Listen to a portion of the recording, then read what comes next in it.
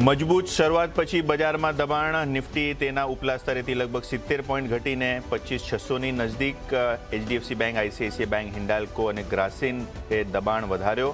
Bank નિફ્ટીમાં 150 પોઈન્ટથી વધુની મંદી. મિડ કેપ અને સ્મોલ કેપ શેરોમાં પણ ઘટાડો.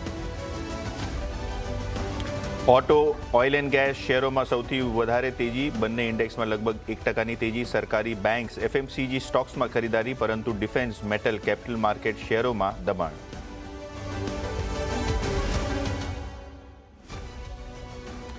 એમએસસીઆઈમાં વેટેજ વધારવાને કારણે એશિયન પેઇન્ટ્સના શેરમાં તેજી. શેર લગભગ 4% વધીને નિફ્ટીનો ટોપ ગેનર. સારા પરિણામો પછી ઇન્ડિગો અને બ્રિટાનિયા સન ફાર્મા, પેટીએમમાં પણ તેજી.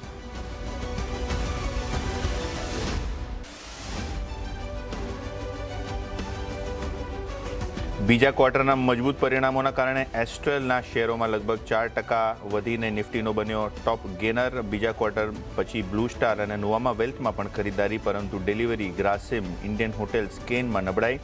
પરિણામ પછી ત્રણેય એફએનઓના ટોપ લૂઝર્સ. ત્યાં જ આજે નોંધાયો આરબીએલ બેંકમાં મોટો સોદો. 2.11 કરોડ શેર્સમાં થઈ બ્લોક ડીલ. લગભગ 700 કરોડની ડીલ સાઇઝ. તો ભારતી એરટેલમાં પણ થઈ શકે છે 7,000 કરોડની વધારેની બ્લોક ડીલ. પ્રમોટર્સ વેચી શકે છે હિસ્સો.